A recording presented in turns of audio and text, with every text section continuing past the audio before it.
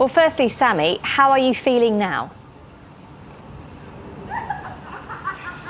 I'm a lot better than I was, but I'm suffering with post-sepsis quite badly, and post-sepsis isn't fun. Basically, you lose your hair, your skin's really frail and very dry, your nails, your teeth go yellow, and you feel a bit rubbish, and it's still very achy.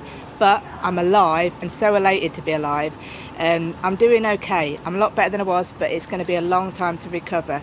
And I've got a temperature problem, haven't I? I'm either hot or cold all the time. I've got a cardigan on today just in case I'm cold, and that's a bit of a nightmare.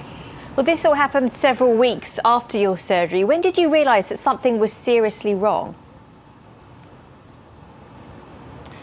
Yeah, I had my surgery, which was fantastic. Again, at Addenbrooke, I can't thank them enough. And I went home and was out and about doing a normal thing. I went home on the Saturday and I was like, oh, I don't feel so well. Warwick. So I went to bed early, thinking, oh, good night's sleep, I'll feel better. The next morning, I felt rubbish. And then the next morning, on the Monday, I woke up at 4 o'clock. I thought I'd been hit by a truck. I was like, oh my gosh, I've got flu and everything. And I went to get up and I couldn't. I got through the day and I was having my stitches taken out at 4 o'clock that day to see my GP. And I just felt myself worse and worse and worse. All I can describe it as is really bad flu with a big hand over your body keeping you down. I went to lay on my sofa at 3 o'clock in the afternoon thinking I'll have an hour's sleep before my appointment and I'll be okay. Not at all. I got up at 4 o'clock for the appointment and I collapsed and I was like, whoa, what on earth's going on? Luckily, I went to my GP to get my stitches out. She went, and I said, she could see me deteriorating. She went, you need to go to Addenbrooke's. Hopefully it's not sepsis or, just an infection. You need to get checked. So she sent me to Addenbrooke's, and then you can explain the rest because I was out of it. Yes, Warwick. Yeah, I mean, the deterioration that you see with sepsis is quite quick. Sorry, Warwick, I was saying you were the one that actually had to take Sammy to hospital. It must have been a very scary moment for you.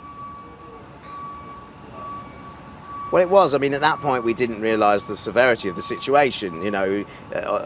Looking at Sam, she had quite a bad sort of flu-like symptom and she wasn't feeling great, and there was possibly a bit of infection from the surgery she'd had. And, in our lives of going to hospitals quite often with Sam and the kids, etc., it was a fairly routine thing. But, on the way down, I thought, yes, she's not right. We need to get there, as quickly as can and be seen as quickly as possible. And fortunately, we did, because, if you do have sepsis, there's a window of opportunity to catch.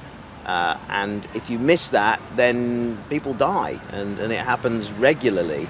But if you catch that window of opportunity, and thank goodness the doctors here spotted what was wrong with Sam, you're able to administer antibiotics, very strong ones, and start to turn things around. But even then, it's not, you're not out of the woods. But fortunately, Sam managed to pull through.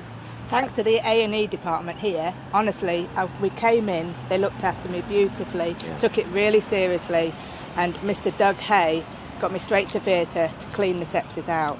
And yeah, what a journey, and the hospital's fantastic. I owe them my life. And Sammy, I know you thought that this was it for you. I mean, how has it changed your outlook on life? Oh, sepsis has been the worst and best thing for me. The worst is the pain and the post-sepsis. It's not fun. It's really horrendous. Every morning you wake up and, oh my gosh, and it hurts. But the best thing is I've been given a second chance. I was in intensive care here, high dependency, and on ward D6, who are fabulous. But at one point I was really poorly, and for 4 days I was crying. I didn't want to die. The kids, Warwick would come and see me, and it was fantastic. But I was like, I don't want to die. I planned my own funeral. I wrote my songs. You're just thinking really crazy thoughts. But day 5, they all came to see me. They'd been away filming, and I was out of my body. I could interact, but I couldn't. It's like I wasn't there. And I was like, oh my God, I'm going. I can't do anything about it. But I was kind of like adjusted to it. It was a really weird feeling. I had to accept it. It was like, I can't do this anymore. So it's really hard. So then I started to think of my bucket list and any regrets. I couldn't think of anything on my bucket list because I felt too poorly. But my regrets were that I hadn't given Warwick and the kids enough time. On my gravestone, it's like I needed more time. And I was like, wow, I've got to change this. I've got to, because we're all so busy, rushing around, working too hard. Life's so crazy for everybody. And I'm now slowed down. what's important, and I'm a lot calmer. They all say I'm a different person for the better, so I'm not going to miss a second with my family, and I'm so grateful to everybody and family and friends getting you through it, and Addenbrooke's, the love and care, outstanding. I mean, that's what she says. The one advantage of having sepsis is she can now tolerate me, which, you know, if there's any good came out of this, that's it right there. But Sammy's a lot calmer. You take stock of things. You're not in such a rush with everything, and you appreciate kind of the world. I can see that in you, definitely. So Absolutely. That's the kind of positive out of this. But you know, we should really all be doing that, you know, anyway, shouldn't we? Well, I know you've still got a way to go, but it's great to see that you are on the road to recovery. And thank you very much, Sammy and Warwick, for speaking to us. Thank you.